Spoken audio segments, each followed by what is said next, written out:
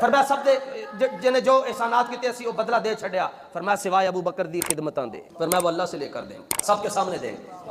اتنے تک تسی بھی سنیا میں بھی سنیا, لیکن وہ بدلہ کی یہ باب خادم نے دسے.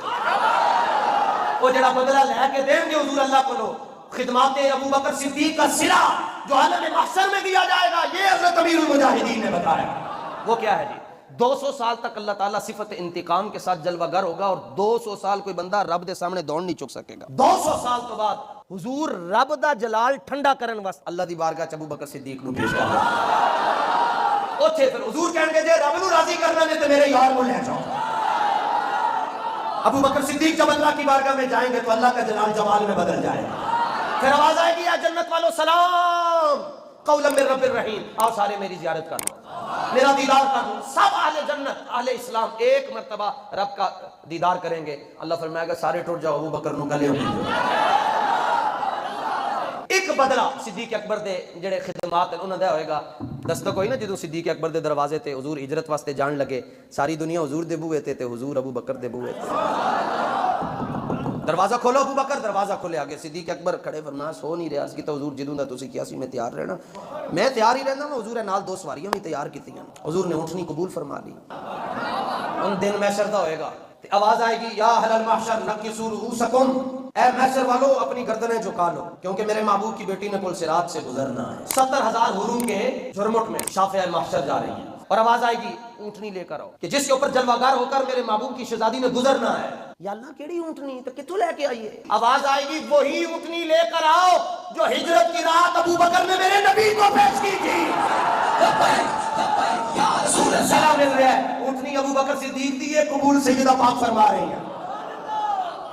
جنہیں گل لکھی ہے وہ قرآن دا مفسر ہے. جنہیں حوالہ لینا ہے پہلے میرے کو 8 سال درس نظامی پڑھے, 9 سال بعد انہوں حوالہ دیا گا. ایڈے ویلے نہیں ہیں جڑا آوے جی حوالہ دے گے. حوالہ وہ منگ دے جنہوں چھٹا کلمہ نہیں آندا. حضور تشریف لے کر جا رہے ہیں, ایک طرف ابو بکر صدیق ہے اور ایک طرف فاروق اعظم ہے. صحابہ مسکرا رہے ہیں. حضور نے فرمایا منظر یاد رکھنا, آپاں قیامت والے دن بھی انجی ہوں گے. جنت دے 8 بوئے, ایک بوئے دے تے لکھیا صرف روزے دار آؤ, اے نمازی آؤ, اے حاجی آؤ, فلانے فلانے فلانے. ایک بوئے تو ایک گروہ داخل ہوئے گا. آواز لگے گی جڑے ادھر ہو انج آ جاؤ, جڑے انج والے انج آ جاؤ. سیاستہ دی حدیث ہے ایک ابو بکر ہے کہ 8 بوئے چ آواز آئی ادھر آؤ ادھر آؤ ادھر آؤ ادھر آؤ. 8 بوئے جنوں پکار کے آون سونا ایتھے قدم ٹکاؤ, انہوں ابو بکر صدیق کہتے ہیں. اور حضور نے خود فرمایا ارحم امتی بی امتی ابو بکر, فرمایا میری امت جو سب تو بڑا جڑا رحم دل ہے وہ دا نام ابو بکر ہے. اقبال کہتا ہے دین سراپا سوختن اندر طلب, آغازش ادب انتہایش عشق. آغاز ادب ہے کہ سانپ اور ٹھوئے حضرت ابو بکر صدیق کو ڈس رہے ہیں, لیکن آپ نے اپنے جسم نو ایک واری بھی انج نہیں کیتا. فرمایا دھیان کرتے نو پتہ نہیں حضور آرام کر رہے ہیں. غار دے اندر ابو بکر صدیق نے ایسا پہرا دیتا کہ کوئی جانور کوئی موزی نہیں آن دیتا. حضور نے ایدہ بھی سنا دیتا. فرمایا غاری جو تسی انتظام کیتا سی, مزاری کا سی انتظام کرا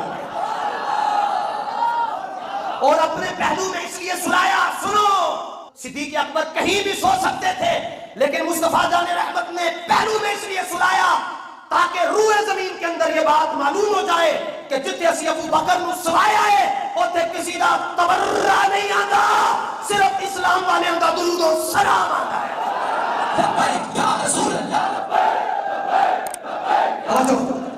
صدیق اکبر کا مہینہ آتا ہے, پوسٹیں چل جاتی ہیں, لوگ صدیق اکبر کو گالیاں دیتے ہیں. ہمیں کہتے ہیں کہ آپ ذرا نرم لہجہ رکھیں. میں کہا جڑا تیری ماں نو گالاں کڈے گا تو فروٹ چاٹ کھوائیں گا. پوری دنیا میں فقیر کا یہ جملہ موجود ہے اللہ کے فضل سے. میں نے پوچھا کیوں گالیاں دیتے ہو؟ کہتے ہیں عبادت ہے. اگر تمہارے مذہب میں ابو بکر اور عائشہ کو گالیاں دینا عبادت ہے تو میرے مذہب میں تمہیں کافر بتانا یہ میرے ایمان کا حصہ ہے. اگر تم ایسے کرو گے تو ہم آگے بڑھ کر کریں گے. ایک جملہ حضرت شیخ محقق کا, علامہ عبدالحق محدث دہلوی اور ایک فقیر, شیخ محقق سے پوچھا گیا ایک لائن میں مقام صدیق بیان کریں. آپ نے فرمایا وہ یہ ہے کہ خدا کی خدائی میں حضور جیسا مرشد کوئی نہیں اور ابو بکر جیسا مرید کوئی نہیں. اور ایک جملہ آپ کی دعاؤں سے فقیر عرض کرنا چاہتا ہے, اگر کوئی پوچھے ایک لائن کے اندر مقام صدیق بیان کرو تو میں کہتا ہوں کہ خدا کی بارگاہ میں جو مقام مصطفیٰ کا ہے, مصطفیٰ کی بارگاہ میں وہی مقام صدیق کا ہے. کہتے ہیں کیسے کہہ دیا؟ میں کہا قرآن سے کہہ رہا ہوں, ایک قرآن سے اور ایک حدیث سے. قرآن کہتا ہے قد نرا تقلب وجهک فی السماء، فرمایا حبیب جب آپ نماز پڑھ رہے ہوتے ہیں خدا آپ کو دیکھ رہا ہوتا ہے۔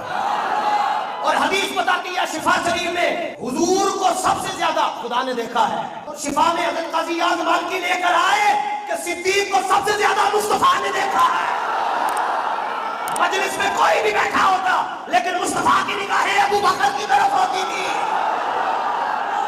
رب مصطفیٰ کو دیکھ کر خوش ہوتا ہے، مصطفیٰ یار غار کو دیکھ کر خوش ہوتے ہیں۔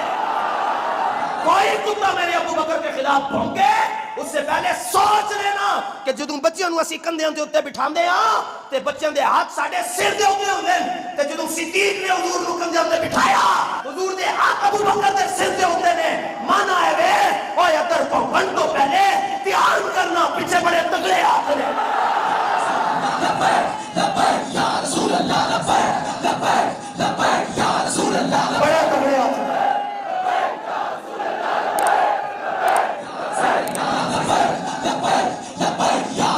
ادب غار سور میں ہوا، حضور دی نیند خلل نہ آئے، سرکار نے ایسا سلا دیتا پونے 1500 سال ہو گئے لا اپنے گوگل دے ہوتے کد لوکیشن کہ میں صدیق کے مزار تے جانا ہے تینوں گوگل مدینے لے جائے گا۔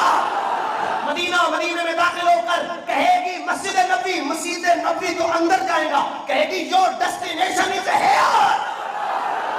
پہنچنے دی کوشش نہ کرنا، زبانہ چھٹ چھٹا گیا۔ کہتے ہیں وہ جنتی نہیں ہے، تو میں نے کہا اگر ثابت کر دوں تو، اور تمہارے دین کے مطابق کہتے ہیں پھر مان لیں گے۔ تمہاری روایات میں ہے کہ کربلا میں امام حسین کے روزے کے دائیں بائیں 40 کلومیٹر کے اندر اگر کوئی دفن ہو جائے تو قیامت والے دن وہ جنت سے اٹھے گا۔ میں نے کہا بتاؤ حسین کون ہے؟ کہتے ہیں علی کے بیٹے ہیں۔ میں نے کہا علی کون ہے؟ کہتے ہیں حضور کے داماد ہیں۔ تو میں نے کہا حسین کون ہوئے؟ مصطفیٰ کے نواسے۔ تو مقام حسین یہ ہے کہ آپ کے روزے کے 40 کلومیٹر کے احاطے میں کوئی دفن ہو تو وہ جنت سے اٹھتا ہے۔ نواسے کا یہ مقام ہے تو جو نانا کے پہلو میں لیٹا ہوا ہے،